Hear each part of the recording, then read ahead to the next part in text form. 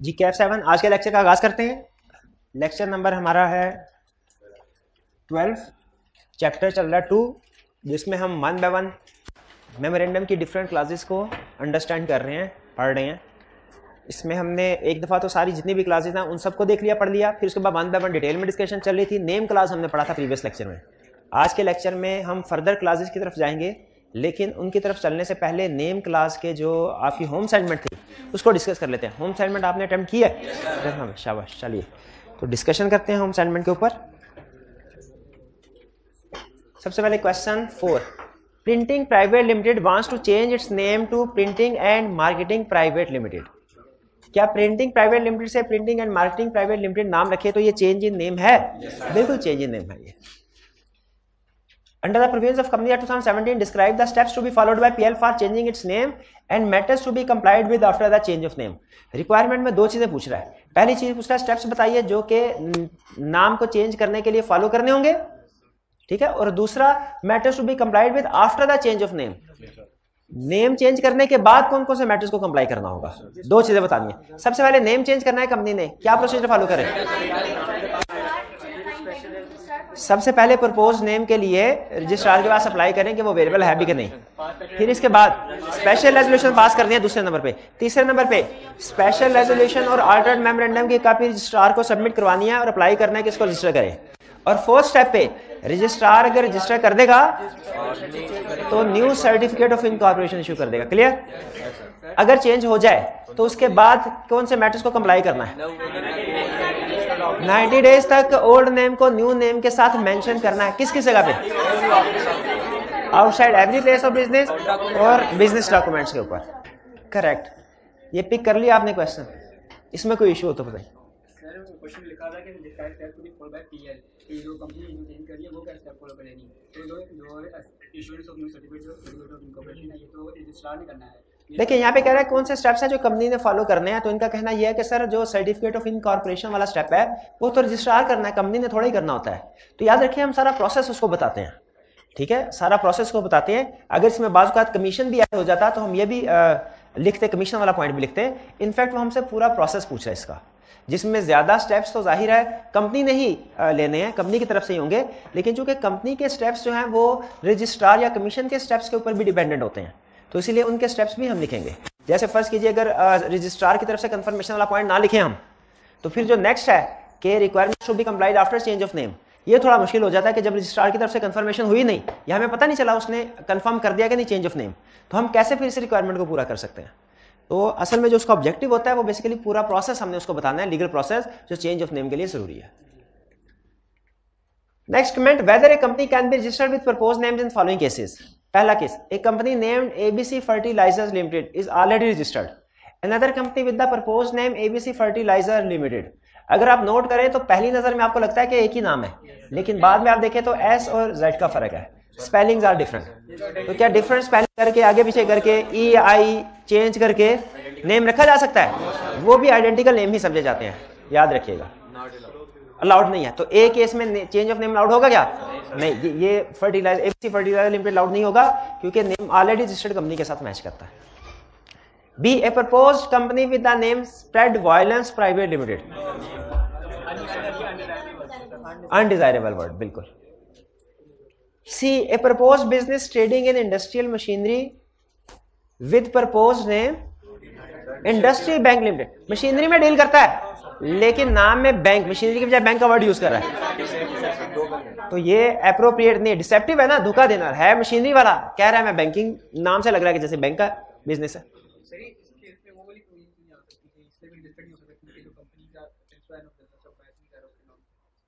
Principal line of business match नहीं कर रहा, हाँ जी बिल्कुल। तो वो भी रीजन लिख सकते हैं कि कंपनी का प्रिंसिपल लाइन ऑफ बिजनेस उसके नेम के साथ मैच नहीं करता, तो उसका नाम चेंज करने की जरूरत है। कंक्लूजन तो हमारा फिर भी वही होगा, क्या कि क्या इस नेम के साथ कंपनी रजिस्टर्ड हो सकती है? नहीं हो सकती, ठीक है। डिसेप्टिव कह लें कि इसका नाम और इसका जो लाइन ऑफ बिजनेस है वो मैच नहीं करते, ठीक है। या यूं कह लीजिए उस रिक्वायरमेंट की तरफ ले जाए कि चूंकि नाम मैच नहीं करते, डिसेप्टिव का वर्ड यूज ना करें, यूं लिख ले कि नाम मैच नहीं करता लाइन ऑफ बिजनेस के साथ उसका नेम, तो इसीलिए कंपनी इस नेम के साथ रजिस्टर्ड नहीं हो सकती है, नेम एप्रोप्रिएट नहीं है, ठीक है। वो आपको याद है ना कंडीशन थी कि लाइन ऑफ बिजनेस और नेम जो है ये मैच होने चाहिए। तो उस पॉइंट ऑफ से भी इसको सॉल्व कर सकते हैं, कंक्लूजन सेम आएगा हमारा। डी, ए प्रपोज कंपनी रनिंग बस transport service with the name Pakistan बस ट्रांसपोर्ट अथॉरिटी लिमिटेड। इसमें अथॉरिटी को अंडरलाइन करें। अथॉरिटी का वर्ड शो कर रहा है गवर्नमेंट के साथ कनेक्शन को, क्योंकि नॉर्मली जो गवर्नमेंट ओन्ड ऑर्गेनाइजेशंस होती हैं उनके नाम के एंड पे वर्ड अथॉरिटी आता है। तो इस नाम के साथ कंपनी रजिस्टर्ड नहीं हो सकती। हाँ, अगर कमीशन से इजाजत ले ले फिर रजिस्टर हो सकती है। जी 4A में कोई प्रॉब्लम कोई नहीं, आगे चलें। 4B, ये भी पास्ट पेपर का क्वेश्चन है। A group of person intends to form a limited liability company with the objective to provide research related services to pharmaceutical companies। एक limited liability company बनाना चाहते हैं pharmaceutical services से। In this respect, one of the promoters proposed Pharma Research Authority as a name of the proposed company, which was liked by all the promoters। सारे promoters को ये नाम बहुत पसंद आया। तो अगर सारे promoters को नाम पसंद आए तो रखा जा सकता है? नहीं। Under the provisions of Company Act 2017, comment on the validity of the name proposed by the promoters and suggest how they can overcome the deficiencies if any in it। सबसे बड़ी डेफिशिएंसी तो ये है, इन्होंने नेम जो है उसको reserve नहीं करवाया, चेक नहीं करवाया कि ऑलरेडी नाम एग्जिस्ट करता है कि नहीं करता। तो सबसे पहली बड़ी डेफिशिएंसी तो ये है कि अवेलेबिलिटी ऑफ प्रपोज नेम को इंश्योर करना है। वो कैसे कर सकते हैं? रजिस्ट्रार से नेम को प्रपोज करवाएंगे। दूसरा बड़ा मसला क्या है इस नाम में? लफ्ज अथॉरिटी लिखा। अथॉरिटी का वर्ड क्या शो करवा रहा है कि इस ऑर्गेनाइजेशन का इस कंपनी का किसी गवर्नमेंट अथॉरिटी के साथ कोई एफिलिएशन है, कनेक्शन है। तो क्या अथॉरिटी का वर्ड के साथ रजिस्ट्रेशन हो सकती है? नहीं हो सकती। या तो नाम को चेंज करना होगा या कमीशन से इजाजत लेनी होगी। और तीसरा मसला क्या है इस नाम में? वर्ड लिमिटेड नहीं लिखा गया। ठीक है, कितने स्टूडेंट्स हैं जिन्होंने सोल्यूशन देखे बगैर ये आइडेंटिफाई कर लिया था कि इसमें वर्ड लिमिटेड नहीं लिखा हुआ? शाबाश, ये क्लियर हो गया। ये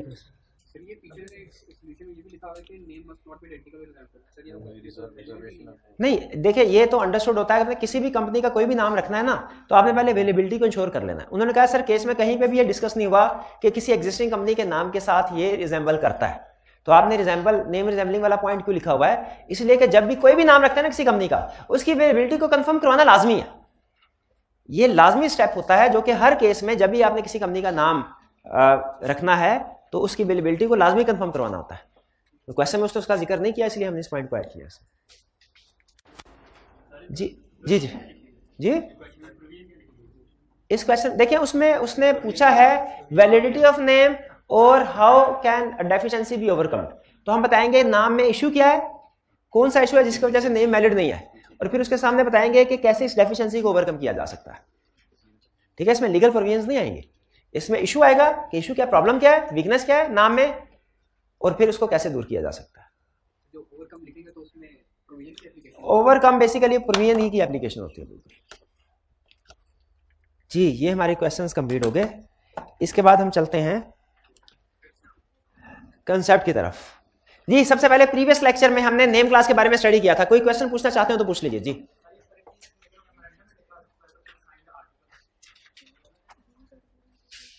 प्रिंटिंग है,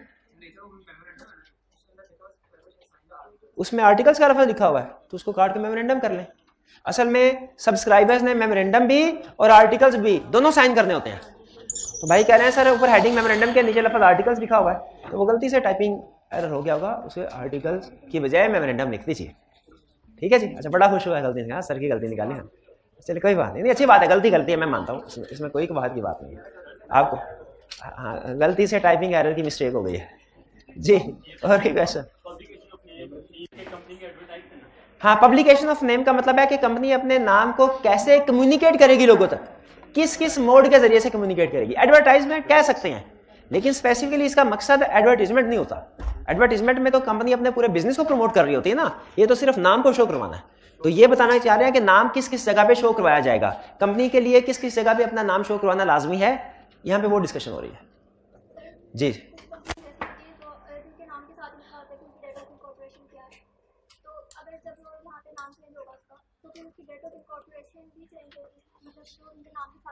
जी इनका क्वेश्चन ये है कि कंपनीज के नाम के साथ, कुछ कंपनीज के नाम के साथ डेट ऑफ इनकॉर्पोरेशन भी लिखी होती है, ये लाजमी नहीं होती। पहली चीज ये में रखिए, लॉ इसको रिक्वायर नहीं करता। हमने देखा पब्लिकेशन ऑफ नेम में उन्होंने बताया हुआ है कि किस किस जगह पे क्या क्या चीजें आपने मेंशन करनी है।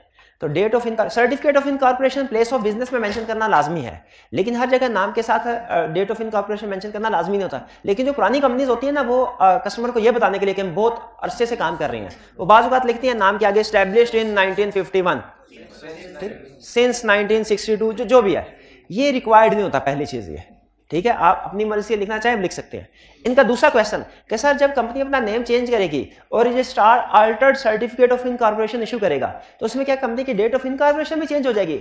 नहीं, डेट ऑफ इनकॉर्पोरेशन चेंज नहीं होगी। सर्टिफिकेट ऑफ इनकॉर्पोरेशन तो चेंज होगा, डेट ऑफ इनकॉर्पोरेशन चेंज नहीं। जैसे अगर कोई पर्सन अपना नेम चेंज करवाए, आईडी कार्ड उसे दोबारा इशू किया जाएगा, आईडी कार्ड दोबारा नया होगा ना, उस आईडी कार्ड में क्या डेट ऑफ बर्थ भी चेंज हो जाएगी? डेट ऑफ बर्थ वही रहेगी। तो कंपनी की जो अल्टर्ड सर्टिफिकेट ऑफ इनकॉर्पोरेशन मिलेगा उसमें डेट ऑफ इनकॉर्पोरेशन पुराने वाली ही रहेगी, ठीक है जी। सर ये रिस्ट्रिक्टेड नेम में लिखा हुआ है कि any business requiring licence from a government, sir government यहां पे ऐसी लिखी है? रिस्ट्रिक्टेड नेम में लिखा हुआ है कि कोई भी ऐसा नाम any other name requiring licence from government, उसके लिए आपको कमीशन से लाइसेंस की जरूरत पड़ेगी। यहाँ पे गवर्नमेंट से क्या मुराद है या कमीशन?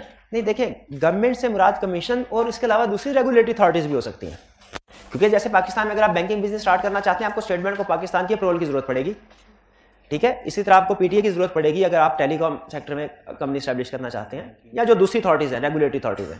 तो यहाँ पे गवर्नमेंट से मुराद सिर्फ एससीसीपी नहीं है, बल्कि और भी जो गवर्नमेंट के रेगुलेटरी अथॉरिटीज हैं वो भी शामिल है। किसी से भी अगर आपने लाइसेंस लेना, रिक्वायरमेंट है कि आप बिजनेस करने से पहले लाइसेंस लेंगे, तो पहले आपको वो लाइसेंस लेना पड़ेगा, फिर कमीशन से उसकी अप्रूवल भी करवानी पड़ेगी।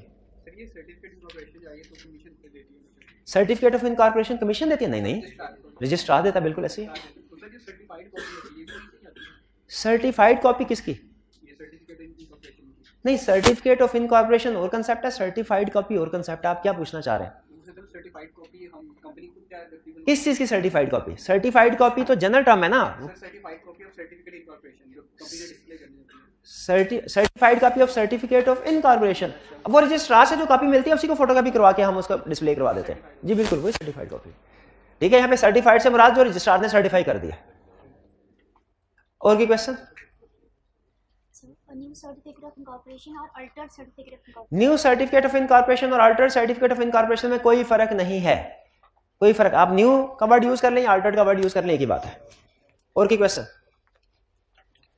कोई क्वेश्चन नहीं है, लेक्चर की तरफ चलें। चलिए, आज हम सीखने क्या जा रहे हैं? आज हम दो क्लासेस के बारे में सीखेंगे, एक registered office class of company और दूसरा सीखेंगे principal line of business class. Registered office class और principal line of business class. Registered office class में क्या लिखा होता है भला? वो प्रोविंस जहां पे कंपनी का रजिस्टर्ड ऑफिस होता है, प्रोविंस लिखा होता है। और principal line of business class में क्या लिखा होता है? कंपनी का जो मेन बिजनेस होता है, मेन बिजनेस, कोर एक्टिविटी, जिसका रूल क्या बताया वाला ने कि जो सब्सटेंशियल एसेट्स या सब्सटेंशियल रेवेन्यू हो जिसमें, ठीक है, तो वो कंपनी का प्रिंसिपल लाइन ऑफ बिजनेस होगा। आज हम इन्हीं दो कंसेप्ट, इन्हीं दो क्लासेस के बारे में डिटेल में स्टडी करेंगे। सबसे पहले कुछ basic concept registered office class के हवाले से। हर कंपनी के लिए रजिस्टर्ड ऑफिस होना जरूरी है, एग्री करते हैं? yes, और कंपनी ये रजिस्टर्ड ऑफिस का एड्रेस से इसलिए कंपनी होना जरूरी है ताकि जितने भी कम्युनिकेशन और नोटिस कंपनी को सेंड किए जाने हैं वो इस रजिस्टर्ड ऑफिस पे सेंड किए जाए। असल में एक होता है कंपनी का कंप्लीट ऑफिस एड्रेस, एक होता है सिर्फ प्रोविंस नेम। मेमोरेंडम में सिर्फ प्रोविंस नेम होता है, लेकिन कम्युनिकेशन के लिए तो कंप्लीट एड्रेस चाहिए ना। तो हर कंपनी अपना कंप्लीट एड्रेस रजिस्ट्रार के साथ शेयर करती है, ठीक है। और इवन जो उसकी फाइनेंशियल स्टेटमेंट एनुअल रिपोर्ट होती है उसमें भी पब्लिश करती है, ताकि जिन भी शेयर होल्डर्स ने या रजिस्ट्रार ने कंपनी को नोटिस इशू करने हैं वो इस एड्रेस के ऊपर नोटिस इशू कर सके। तो पहली चीज, एक कंपनी का है सिर्फ प्रोविंस के जहां पे वो रजिस्टर्ड है, और दूसरा कंप्लीट एड्रेस। कंपनी को चाहिए कि अपना कंप्लीट एड्रेस भी कम्युनिकेट करे शेयर होल्डर्स को भी और रजिस्ट्रार को भी। किस लिए? ताकि इस एड्रेस पे नोटिफाई करने के लिए उसे नोटिस या जो रूटीन की कम्युनिकेशन है उसके लिए। कंपनी ने with in 30 days of incorporation registrar को नोटिफाई करना होता है अपने रजिस्टर्ड ऑफिस के कंप्लीट एड्रेस के बारे में। यहां पे एक चीज आपके जहन में आ सकती है कि जब इनकॉर्पोरेशन के वक्त रजिस्ट्रार को हमने मेमोरेंडम जमा करवा दिया है और उसमें हमारा रजिस्टर्ड ऑफिस क्लास मेंशन है, तो फिर रजिस्ट्रार को ये क्यों नोटिफाई करवा रहे हैं? उसमें सिर्फ प्रोविंस का नाम है, यहाँ पे कंप्लीट एड्रेस। अच्छा, एक दफा एड्रेस रजिस्टर करवा लिया रजिस्ट्रार के पास, रजिस्ट्रार क्या उसको बाद में चेंज कर सकते हैं? पक्की बात है, चेंज कर सकते हैं। तो जब चेंज करेंगे तब भी रजिस्ट्रार को बताएंगे कि सिर्फ ओरिजिनल एड्रेस बताना है। जब चेंज करेंगे फिर भी रजिस्ट्रार को बताएंगे। ओरिजिनली इनकॉर्पोरेशन के 30 डेज में रजिस्ट्रार को कम्युनिकेट करना है, लेकिन जब एक जगह से दूसरी जगह रजिस्टर्ड ऑफिस चेंज करें तो उसमें 15 दिन के अंदर, with in 15 days of change, registrar को कम्युनिकेट करना है। इसका मतलब यह है कि रजिस्ट्रार को हमने हर वक्त अपडेट रखना है अपनी कंपनी के लेटेस्ट एड्रेस के साथ। फिर वो कह रहे हैं ये जो रजिस्टर्ड ऑफिस है ना, ये मे और may not be head office of the company. हो सकता है ये कंपनी का हेड ऑफिस हो सकता है कंपनी का ये हेड ऑफिस ना हो। क्लियर हुआ? अभी तक हमने क्या स्टडी किया कि एक कंपनी का मेमोरेंडम में रजिस्टर्ड ऑफिस क्लास में प्रोविंस लिखा होता है, दूसरा कंपनी ने कंप्लीट एड्रेस रजिस्ट्रार को सेंड करना है, किस लिए? कम्युनिकेशन के लिए, नोटिस के लिए। ये कंप्लीट एड्रेस कब सेंड करना है? इनकॉर्पोरेशन के 30 दिन के अंदर अंदर, और बाद में अगर जब कभी चेंज होता है उसके 15 दिन के अंदर अंदर कंपनी ने कम्युनिकेट करना है रजिस्ट्रार को, क्या? अपना नया एड्रेस जब कभी चेंज होगा। क्लियर? इसका मतलब ये हुआ एक जगह पे अगर हमने कंपनी का रजिस्टर्ड ऑफिस बना लिया, उसको चेंज भी कर सकते हैं। बिल्कुल चेंज भी कर सकते हैं। तो फिर हमें नेक्स्ट क्या सीखना चाहिए वाला कि अगर चेंज करना है उसका क्या प्रोसीजर होगा? चेंज करना है, क्या चेंज करना है? नेम एड्रेस, प्रिंसिपल एड्रेस क्या? Principal line of business address. हाँ जी, एड्रेस चेंज करना है। ठीक है। अच्छा, अगर समझ आ रहा है तो मुझे बताइए। मैं 2 सेंटेंस बोलूंगा, आपने देखना दोनों में फर्क है कि नहीं। पहला, हम ये सीखने जा रहे हैं कि कंपनी अपना रजिस्टर्ड ऑफिस कैसे चेंज कर सकती है एक जगह से दूसरी जगह। सुन लिया? दूसरा कंसेप्ट, हम ये सीखने जा रहे हैं कि कंपनी अपने रजिस्टर्ड ऑफिस क्लास कैसे चेंज कर सकती है। बताइए, दोनों कंसेप्ट सेम है, फर्क है? क्या फर्क है? एक में क्लॉज चेंज हो रहा है, दूसरे वाले में क्लॉज, और पहले वाले में सिर्फ रजिस्टर्ड ऑफिस चेंज हो रहा है। तो जब रजिस्टर्ड ऑफिस चेंज, जब कभी रजिस्टर्ड ऑफिस एक जगह से उठा के दूसरी जगह लेके जाएंगे, रजिस्टर्ड ऑफिस क्लास चेंज नहीं होगी क्या? सर वही चेंज। जब कभी भी रजिस्टर्ड ऑफिस एक जगह से उठा के दूसरी जगह उठा के लेके जाएंगे, रजिस्टर्ड ऑफिस क्लास चेंज होगी। जब कभी रजिस्टर्ड ऑफिस एक जगह से उठा के दूसरी जगह लेके जाएंगे, रजिस्टर्ड ऑफिस क्लास चेंज होगी। जब कभी भी रजिस्टर्ड ऑफिस एक जगह से दूसरी जगह उठा के लेके जाएंगे, रजिस्टर्ड ऑफिस क्लास चेंज होगी। डिपेंड करता है, डिपेंड करता है। किस पे डिपेंड करता है? प्रोविंस चेंज हुआ है कि नहीं हुआ। इसीलिए चेंज इन रजिस्टर्ड ऑफिस को लॉ ने 3 कैटेगरीज में डिस्कस किया। चेंज इन रजिस्टर्ड ऑफिस को लॉ ने 3 कैटेगरीज में डिस्कस किया। एक, विद इन सेम सिटी, दूसरा from one city to another city, और तीसरा from one province to another province. 3 तरह की चेंज रजिस्टर्ड ऑफिस में चेंज हो रहा है। जरा गौर से देखिएगा, रजिस्टर्ड ऑफिस में चेंज हो रहा है, रजिस्टर्ड ऑफिस एक जगह से दूसरी जगह जा रहा है। 3 तरह की चेंजेस हो सकती हैं। पहली चेंज, एक ही सिटी में एक जगह से दूसरी जगह। दूसरी चेंज, एक सिटी से दूसरी सिटी में चेंज। तीसरी चेंज, एक प्रोविंस से दूसरी प्रोविंस।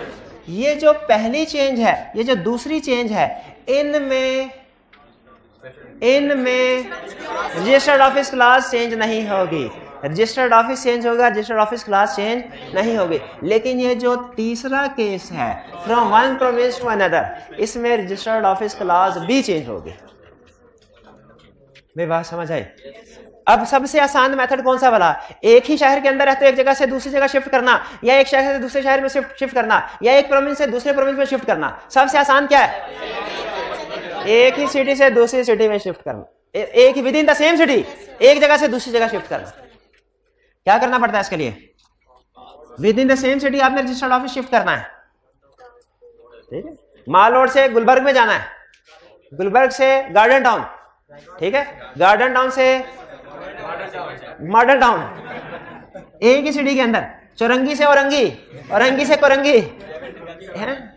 3 तलवार से 2 तलवार, पता नहीं जो भी ना। अच्छा चले 12। तो एक ही सिटी के अंदर अगर ऑफिस शिफ्ट करना है, क्या करना है? बोर्ड रेजोल्यूशन पास होनी चाहिए, डायरेक्टर्स फैसला करेंगे, डायरेक्टर्स फैसला करेंगे। रेजोल्यूशन किसको कहते हैं? रेजोल्यूशन किसको कहते हैं? नहीं इनको बोलो, रेजोल्यूशन किसको कहते हैं? रेजोल्यूशन किसको कहते हैं? रेजोल्यूशन किसको कहते हैं? डिसीजंस ऑफ द मीटिंग को। और बोर्ड रेजोल्यूशन किसको कहते हैं? जो डायरेक्टर्स की मीटिंग में डिसीजन हुए हों। तो डायरेक्टर्स अपनी मीटिंग में डिसीजन करेंगे। क्या डिसीजन करेंगे? ये जगह अच्छी नहीं है, इस अच्छी जगह दूसरी जगह पे चलते हैं उसी शहर के अंदर। और फिर क्या करना है? 15 दिन के अंदर क्या करना है? फिर रजिस्ट्रार को नोटिफाई करना है। कहां पड़ा था? रजिस्ट्रार को नोटिफाई करना है। भाई क्लियर हो गया ये? अब क्या सीख रहे हैं? अब क्या सीख? एक शहर से दूसरे शहर, लेकिन एक ही प्रोविंस के अंदर रहते हुए। जरा बताइए, लाहौर, पंजाब में कोई 2 शहरों के नाम बताइए। लाहौर और फैसलाबाद, सादकाबाद। लाहौर से सादकाबाद या सादकाबाद से लाहौर शिफ्ट करना रजिस्टर्ड ऑफिस, ये। इसके अलावा कोई और स्टूडेंट जो सिंध से हो, कोई है क्लास में स्टूडेंट, या किसी को सिंध के 2 शहरों के नाम आते हो? कराची और सखर। सखर से कराची, कराची से सखर शिफ्ट करना है। और बलोचिस्तान के 2 शहर, किला अब्दुल्ला और चागी, बुजदार और बुजदार नहीं एक सिटी से दूसरी सिटी में शिफ्ट। केपी के रह गया पेशावर और मर्दान।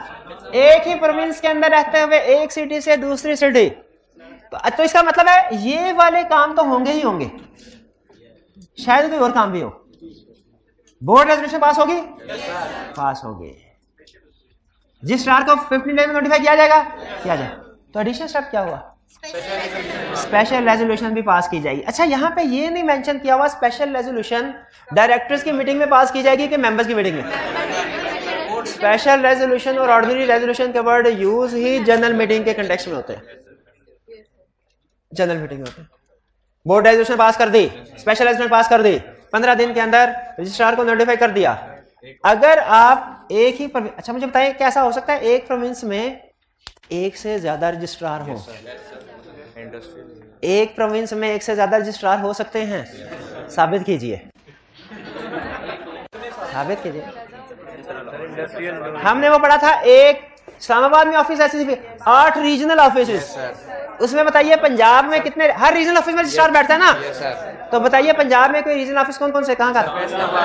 फैसलाबाद, मुल्तान और लाहौर। फैसलाबाद, मुल्तान, लाहौर, इन 3 जगह। सखर पंजाब में नहीं है। पत्तों की कोई रजिस्ट्रार नहीं बैठता, और जो बैठता है वो रजिस्ट्रार नहीं है। तो ये ऐसा पॉसिबल है कि एक ही प्रोविंस के अंदर हो, लेकिन अगर फैसलाबाद से लाहौर शिफ्ट हो रहे हैं तो रजिस्ट्रार बदल जाए? अच्छा, रजिस्ट्रार ने तो सारी हमारे लिखत पढ़त, communication, notice, financial statements, annual report, annual return और भी चीजें, नोटिस वगैरह सारे रखे होते हैं ना रजिस्ट्रार ने। तो जब हम एक रजिस्ट्रार से उठ के दूसरे रजिस्ट्रार के पास जाएंगे तो सारा रजिस्ट्रार पुराने वाले के पास, रिकॉर्ड सारा पुराने रजिस्ट्रार के पास रहने देना चाहिए कि वो भी शिफ्ट होना चाहिए? Transfer physical record to new registrar, shift करो उसको, ताकि पुराने रजिस्ट्रार को सारी जन्म कुंडली, नए रजिस्ट्रार को जन्म कुंडली पता हो पीछे कंपनी की क्या है, क्या चलती आ रही है। इसके बारे में लाने टाइम पीरियड बताया, मेरा ख्याल है ये भी 15 डेज में ही होगा ये ट्रांसफर। बिल्कुल, लेकिन हमने स्टेप बताना है ना, स्टेप तो बताना है ना। वे क्लियर हो गया? Within the same city भी हो गया, one city to another city भी हो गया। अब क्या रह गया? अब वो रह गया जो आई कैप का फेवरेट है। अब क्या रह गया? अब वो जो आई कैप का फेवरेट है, क्या है आई कैप का फेवरेट? कौन सा चेंज आई कैप का फेवरेट है? एक प्रोविंस से दूसरे प्रोविंस में, एक प्रोविंस से दूसरे प्रोविंस में। अच्छा, इसका मतलब है इसमें, इस चेंज में ये पॉइंट आए थे सारे, और इसके कुछ एडिशनल भी थे, तो इसमें ये सारे आएंगे और कुछ एडिशनल भी होंगे। वो एडिशनल कौन से होंगे? फर्ज कीजिए, नहीं पहले सुनिए। लाहौर में कंपनी, लाहौर में है एक कंपनी,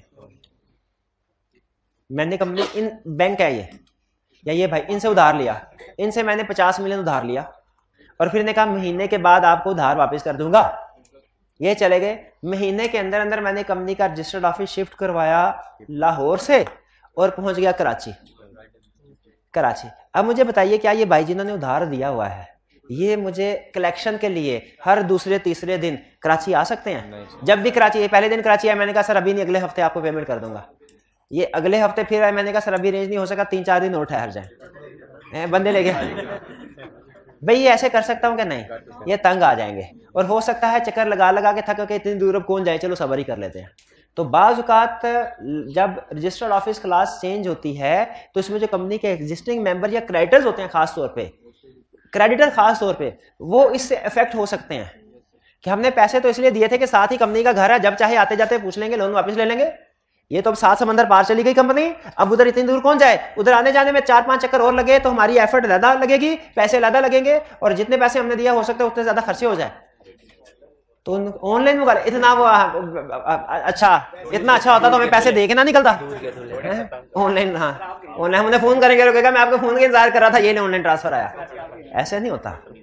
तो वो उसको मिस यूज कर सकते हैं इस चीज, किस चीज को मिस यूज कर सकते हैं कि पैसे देने उन्होंने कंपनी ने और पैसे दिए बगैर दूसरे प्रोविंस में भाग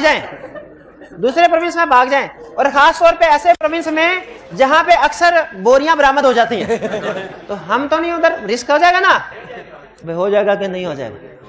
यहाँ पे फिर क्या होना चाहिए, मेरा ख्याल है कंपनी को कभी भी रजिस्टर्ड ऑफिस चेंज करने की इजाजत ही नहीं होनी चाहिए, ऐसे होनी चाहिए। तो फिर ये जो डेटर है, क्रेडिटर है, इनको कैसे बचाया जाए इस मसले से?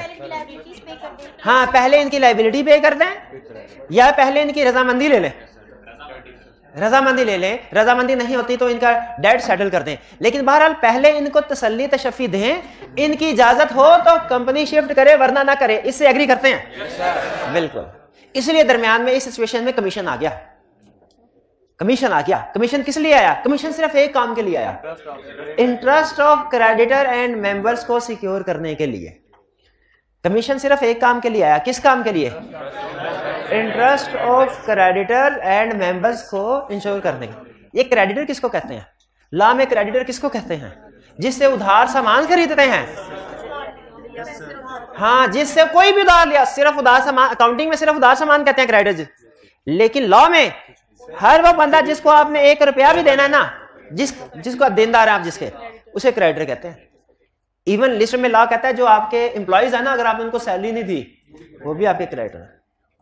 तो क्रेडिटर का इंटरेस्ट सिक्योर करने के लिए कमीशन आया और उसने क्या कहा? उसने कहा खबरदार, मेरी इजाजत के बगैर कोई भी कंपनी एक प्रोविंस से दूसरे प्रोविंस में शिफ्ट ना हो, और खबरदार मैं इजाजत नहीं दूंगा तब तक जब तक जितने भी कंपनी के क्रेडिटर्स हैं उनसे एनओसी ना ले ले कंपनी, या तो उनका डेट ना रीपे कर दे, या उनको सेटिस्फाई ना कर दे, उनको तसल्ली ना दे दे, उनकी रजामंदी ना जब तक हो जाए, कंपनी रजिस्टर्ड ऑफिस को दूसरे प्रोविंस में शिफ्ट नहीं कर सकती। ये कहा उसने।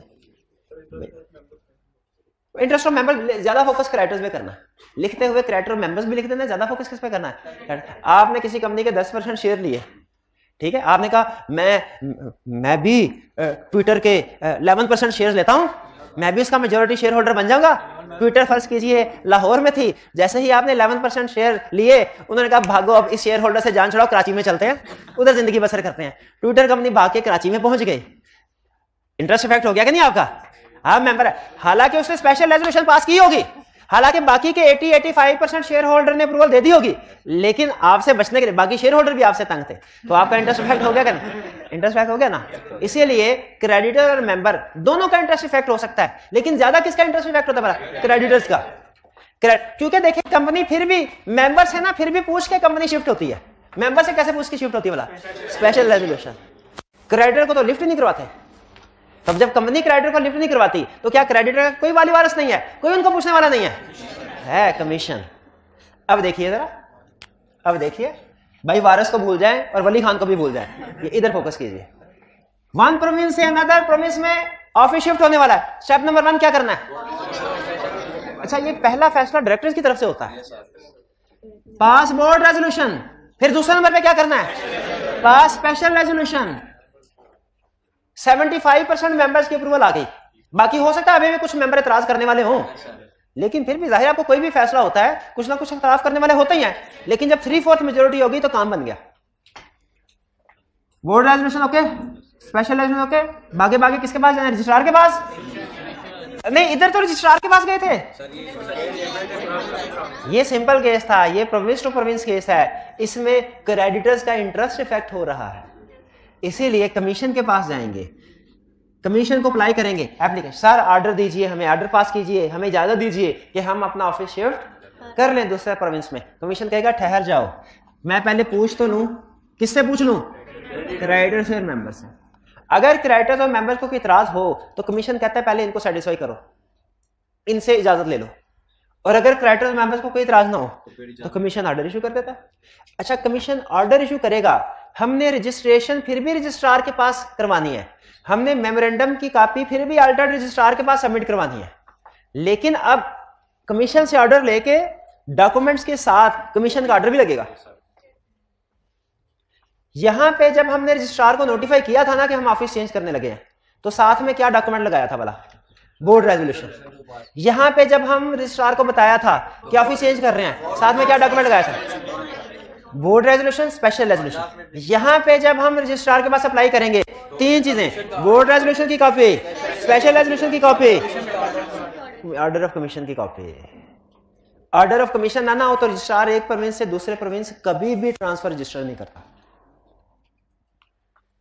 अच्छा, ऑर्डर की कॉपी कमीशन एक तो कंपनी को भेजता है, एक रजिस्ट्रार को भी भेजता है, लेकिन रजिस्ट्रार इंतजार करता है कंपनी की तरफ से एप्लीकेशन आने का। होना भी ऐसे चाहिए ना। कंपनी को चाहिए कि कमीशन के ऑर्डर के 30 दिन के अंदर अंदर रजिस्ट्रार के पास जाकर रजिस्ट्रेशन करवा ले। यानी यहां पे जो कमीशन ऑर्डर इशू कर रहा है उसकी एक्सपायरी डेट क्या है? 30 डेज। 30 दिन के अंदर अंदर कंपनी रजिस्टर करवा लेती है, ठीक। नहीं रजिस्टर करवाती तो order null and void, order खत्म। कौन सा ऑर्डर खत्म? जो कमीशन से लिया था। किस लिए ऑर्डर लिया था? एक प्रोविंस से दूसरे प्रोविंस में जाने के लिए। इस दिन अगर कमीशन ने जिस दिन ऑर्डर इशू किया, कमीशन के ऑफिसर 7 दिन के अंदर अंदर, जैसे आज क्या तारीख है? 18 तारीख है। आज अगर कमीशन ने ऑर्डर इशू किया तो कमीशन 25 तारीख से पहले 25 अप्रैल से पहले इस ऑर्डर को सेंड कर देता है एक रजिस्ट्रार को, एक कंपनी को। अब कंपनी के पास ऑर्डर जब आ गया तो कंपनी ने 30 दिन के अंदर अंदर, यानी 18 तारीख जिस दिन ऑर्डर पास हुआ है ना, उसके 30 दिन के अंदर अंदर, जो समझ लीजिए तकरीबन 17 मई बनता है, 17 मई तक रजिस्ट्रार के पास जाके मेमोरेंडम और ये सारी डॉक्यूमेंट सबमिट करवा देनी है। वैसे कमीशन एक्सटेंशन दे देता होता है, लेकिन 30 दिन का वैलिडिटी पीरियड होता है। और फिर उसके बाद क्या होगा? उसके बाद क्या होगा? रजिस्ट्रार सर्टिफिकेट इशू कर देगा जो कि एविडेंस होगा इस बात का। किस बात का? कंपनी को इजाजत दी जाती है। तो क्लियर हो गया? तीनों में फर्क समझ आया? तो मुझे बताइए वो कौन से वाला केस है जिसमें स्पेशल रेजोल्यूशन जरूरी होती है? विद इन दी प्रोविंस में, जब एक सिटी से दूसरी सिटी ट्रांसफर हो। वो कौन सा केस है जिसमें एक रजिस्ट्रार से दूसरे रजिस्ट्रार को डॉक्यूमेंट्स शिफ्ट नहीं होते? विद इन सिटी एक जगह से दूसरी जगह हो तो डॉक्यूमेंट शिफ्ट नहीं होंगे। अच्छा बताइए, जब एक प्रोविंस से दूसरे प्रोविंस में शिफ्ट हो रहे हो तो रजिस्ट्रार चेंज होता है कि नहीं? यस सर, होता है। तो उस सूरत में भी फिजिकल रिकॉर्ड ट्रांसफर कर रहा हूं। यस सर, जरूरी है। बिल्कुल ठीक है। ये था जी हमारा कंसेप्ट रजिस्टर्ड ऑफिस क्लास का। कुछ को समझ आया? इसमें 3 केसेस हैं। एग्जाम पॉइंट ऑफ व्यू से, क्वेश्चन के पॉइंट ऑफ व्यू से ये सबसे ज्यादा है, मैं जो पास पेपर में से सबसे ज्यादा टेस्ट किया हुआ है। लेकिन एमसीक्यूज में या शॉर्ट क्वेश्चन में वो ये पूछ सकता है फर्स्ट और सेकंड में। ज्यादा फोकस आपने इसके ऊपर करना है, इसको पक्का याद करना है।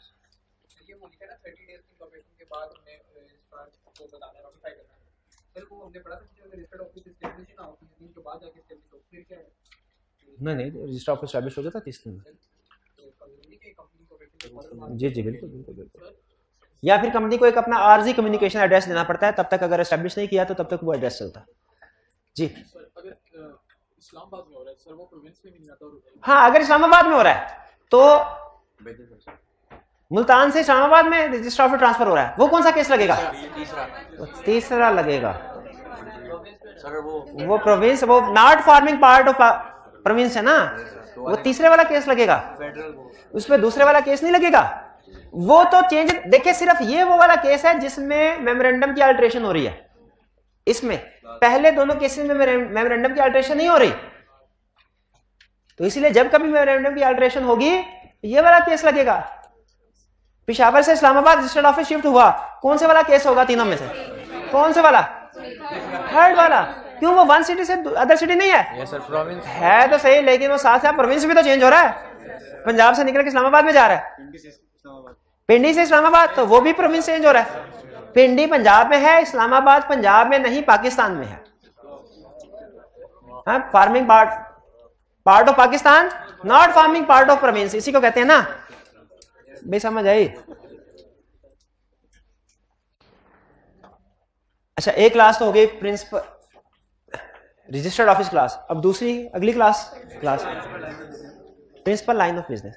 Principal line of business, company कोई भी बिजनेस कर सकती है, ऐसा कोई भी बिजनेस कर सकते हैं सिवाय प्रोहिबिटेड और रिस्ट्रिक्टेड के, यानी बिजनेस प्रोहिबिटेड और रिस्ट्रिक्टेड नहीं होना चाहिए, इसके अलावा कोई भी बिजनेस कर सकते। और ये भाई जो इंतहाई इन्हमाक से गौर से लॉ को पढ़ रहे हैं, समझ रहे हैं, मुझे बड़ी खुशी हुई। और ये भाई मुझे बताएंगे जो बिजनेस, जो काम प्रोहिबिटेड हो वो नहीं कर सकते, जो रिस्ट्रिक्टेड हो वो भी नहीं कर सकते। अच्छा, जो काम प्रोहिबिटेड है वो नहीं कर सकते, और जो नाम प्रोहिबिटेड है वो भी नहीं रख सकते, जो नाम प्रोहिबिटेड है वो भी नहीं रख सकते। फौरन चुप हो गया, पता चल गया मैं क्या पूछने का। हाँ, तो नाम बताइए कौन से प्रोहिबिटेड नेम है जो नहीं रख सकते? जो अगेंस्ट इंटरेस्ट ऑफ स्टेट हो, या लॉ के अगेंस्ट हो, या प्रोविंशियल गवर्नमेंट के अगेंस्ट हो, या CIA के अगेंस्ट हो, या आर्मी के अगेंस्ट हो। नहीं, क्यों नहीं याद करके आए, 2-3 दिन थे।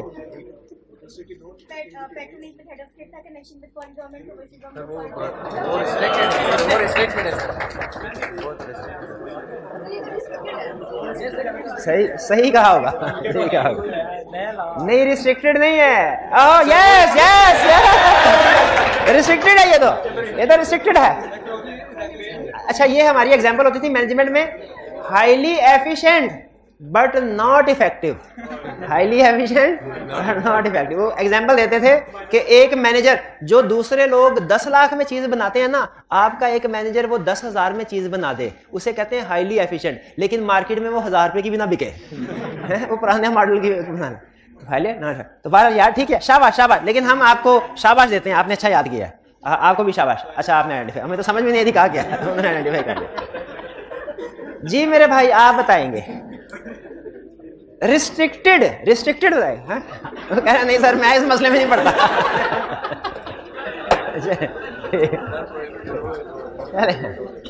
चले ठीक। अच्छा, आगे चलते हैं। अच्छा, कोई भी बिजनेस अडॉप्ट कर सकती है, ठीक है। कंपनी के बहुत से बिजनेसेस हो सकते हैं, जैसे कोई एक कंपनी बता दे, आपकी फेवरेट कंपनी का क्या नाम?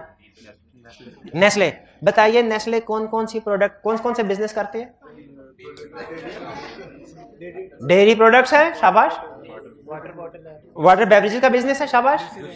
जूसेस है, ठीक है। इनके मेमोरेंडम में क्या सारे के सारे बिजनेस लिखा होना जरूरी है कि प्रिंसिपल जो सबसे बड़ा है? कैसे पता चलेगा सबसे बड़ा कौन सा है? जिसमें सबसे ज्यादा एसेट्स हैं। अच्छा, यहाँ पे लफ्ज सब्सटेंशियल का मतलब है मेजर, सब्सटेंशियल का मतलब मोर देन 50% नहीं है। यानी अगर एक बिजनेस है 10%, दूसरा 8%, फिर 7, फिर 6.3, फिर बाकी सारे इस तरह है, तो इनमें सब्सटेंशियल कौन सा होगा? 10% वाला। यहाँ पे सब्सटेंशियल का मतलब मोर देन 50% नहीं है, बल्कि क्या है, जितने भी लाइन है बिजनेस की उनमें जो सबसे हाईएस्ट है, हाईएस्ट। और सब्सटेंशियल रेवेन्यू यार, लेकिन अगर सब्सटेंशियल एसेट भी हो और सब्सटेंशियल रेवेन्यू भी, और दोनों क्राइटेरिया में डिफरेंट प्रोडक्ट्स हो, जिसका ज्यादा, वो हमारा प्रिंसिपल लाइन ऑफ बिजनेस। नहीं समझ आई? इस लाइन की नहीं समझ?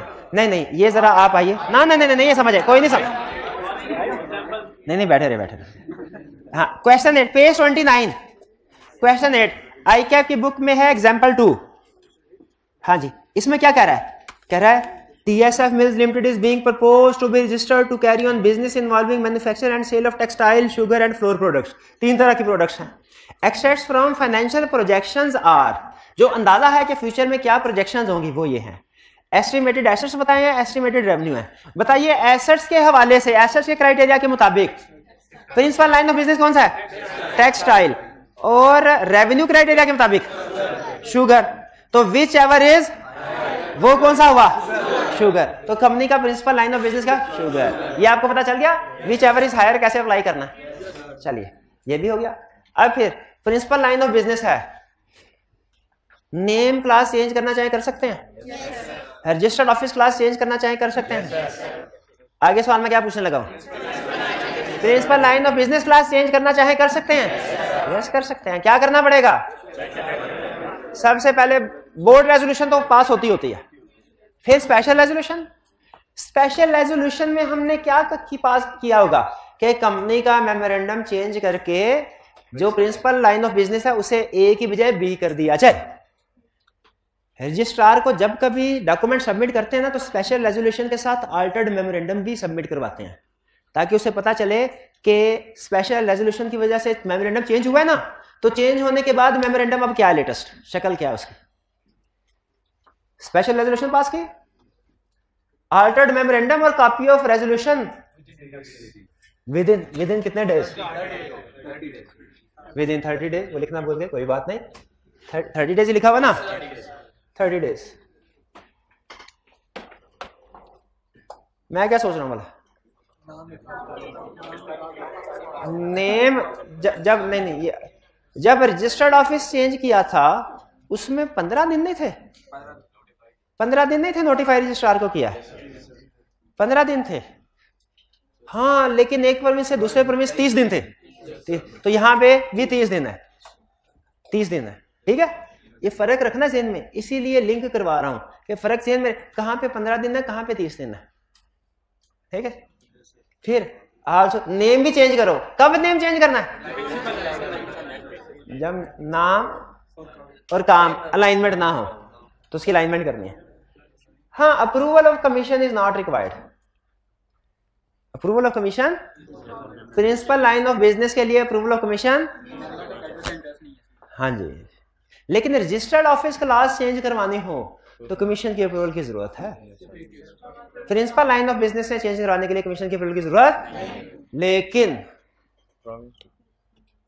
लेकिन क्या ऐसा हो सकता है कि कंपनी ऐसा लाइन ऑफ बिजनेस अडॉप्ट करने, गौर से सुनिएगा, क्या ऐसा हो सकता है कंपनी ऐसा लाइन ऑफ बिजनेस अडॉप्ट करने जाने लगी है जो कि रिस्ट्रिक्टेड है, जिसके लिए अप्रूवल की जरूरत है? तो फिर यह प्रोसीजर नहीं चलेगा भैया। कोई बता सकता है क्यों यह प्रोसीजर नहीं चलेगा? क्योंकि उसमें कमीशन की अप्रूवल चाहिए, क्योंकि उसमें कमीशन की अप्रूवल चाहिए, क्योंकि उसमें कमीशन की अप्रूवल चाहिए। किसमें चाहिए? बट किसमें चाहिए? किसमें चाहिए?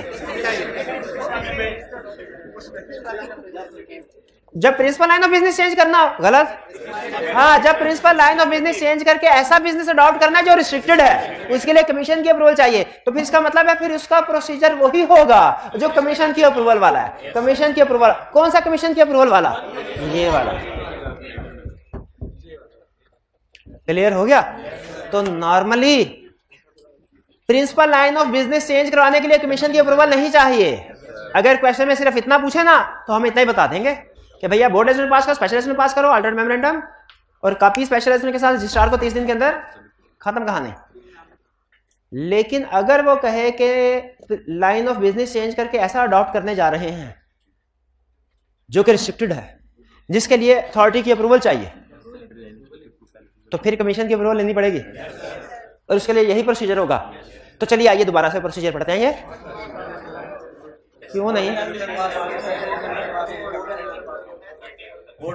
हाँ, स्पेशल कमीशन को अप्लाई करना है, कमीशन मेंबर के इंटरेस्ट को देखेगा, कॉपी ऑफ ऑर्डर भेजेगा 7 दिन के अंदर, फिर 30 दिन के अंदर उन्होंने। ये कैसे पता चला आपको? ये तो अभी मैंने पढ़ाया ही नहीं है। अच्छा, ये नहीं तो, अच्छा वो तो इधर तो नहीं ना पढ़ाया, इधर मुझे बताया, इधर दोबारा पढ़ाना चाहिए कि नहीं? अच्छा, अब सुन लीजिए, मैंने भी यही काम किया। मैंने क्या किया कि यहाँ पे जो है adoption of change in business activity, नीचे यही लिख दिया same procedure will be followed as ये वाला, same procedure will be followed as ये वाला। अब अगर एग्जाम में क्वेश्चन आ जाए कि बताइए रिस्ट्रिक्टेड बिजनेस अडॉप्ट करने जा रही है कंपनी, क्या प्रोसीजर होगा? तो आपने एज इट इज छापा मार देना। आपने कहना सेम प्रोसीजर जो ऊपर लिखा हुआ था एक लाइन में, और फिर कहेंगे सर पेपर बहुत अच्छा हुआ, छाप दिया, सारा छाप दिया। हाँ जी, हाँ, बोर्ड रेजोल्यूशन भी ऐड कर सकते हैं, लाजमी नहीं ऐड कर सकते हैं, लॉ ने नहीं लिखी हुई लेकिन प्रैक्टिस में उठती है। लिखे ना लिखे आपकी मर्जी है, लेकिन इसमें किसी जगह लिखी होती है किसी जगह नहीं, तो थोड़ा कंफ्यूज हो जाता है कि सर किसी जगह लिखनी है बोर्ड रेजोल्यूशन, किसी जगह नहीं। हर फैसले में बोर्ड रेजोल्यूशन लाजमी होती है। ये तो हो सकता है कि कोई कंपनी में डिसीजन शेयर होल्डर्स की अप्रूवल के बगैर हो जाए, ये हो सकता है, लेकिन ये नहीं हो सकता कि बोर्ड रेजोल्यूशन के बगैर हो जाए। क्लियर?